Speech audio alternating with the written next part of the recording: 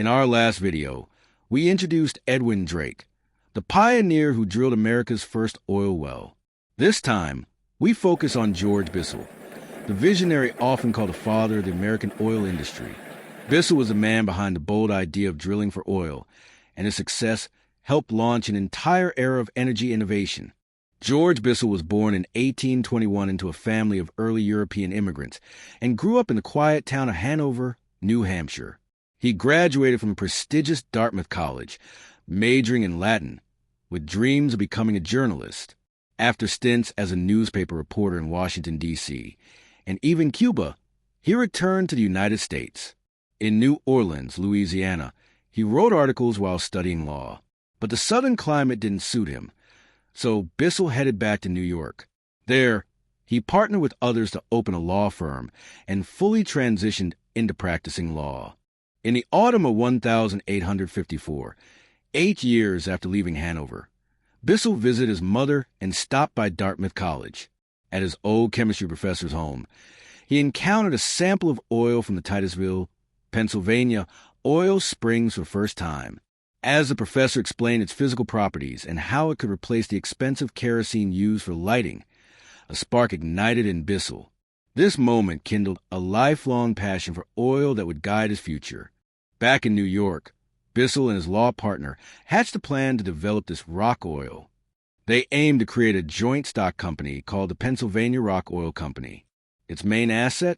About 100 acres of mineral rights around the Titusville oil springs, leased for 99 years. It was basically a shell company at first, skimming just a few dozen gallons of oil from the surface each day. To build credibility, they enlisted Professor Benjamin Silliman of Yale University, the era's top chemist, to verify the oil's potential. Silliman even became the company's first president, with hopes of going public and raising funds for full-scale development. But things didn't go as planned. Silliman's report confirmed the oil's excellent combustion properties, yet it raised doubts about its natural abundance underground. Devastated, Silliman resigned as president. Shareholders lost faith and sold off their stocks in droves, tanking the company's value. With shares nearly worthless, Bissell and his partner faced a buyout to save what they could. They were at a dead end, desperately needing a new way forward.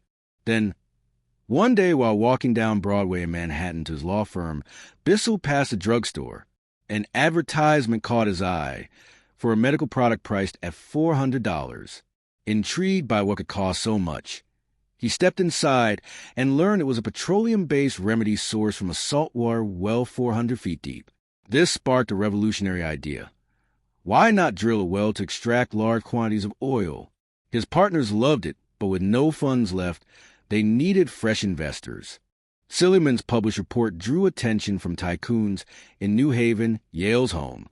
Seeing petroleum's huge market potential, rich in paraffin like kerosene, they formed a new company to fund the drilling. They named James Townsend, a local banker, as president and tasked him with the oil search. This outfit, Seneca Rock Oil, bought the contract from Pennsylvania Rock Oil and gave Bissell and his partners royalties. It was perfect alignment with Bissell's goal, proving vast oil deposits existed underground. This paved the way for Drake's expedition to Titusville. When the first oil well struck pay dirt in 1859, Bissell rushed to the scene. His immediate move? Signing contracts with local farmers for oil and mineral rights, payable in future oil production, practically cost-free. Bissell's savvy paid off. As crowds flocked to Titusville to drill their own wells, he owned the minerals and sold parcels to eager businesses. Oil wells multiplied, marking the start of Bissell's first fortune. From humble beginnings, Bissell built a banking and insurance business in the Pennsylvania oil fields, providing essential financial backing to the risky new industry. He became one of its first true entrepreneurs. A few years later, back in New York, he traded Pennsylvania oil and represented it on the New York Oil Board. Bissell even helped draft oil regulations in U.S. Congress, supporting the industry's growth until his death in 1884. He devoted his life to advancing America's early oil boom. Due to his unmatched contributions, George Bissell is hailed as the father of the American oil industry. That's all for this video. Thank you for watching, and see you next time.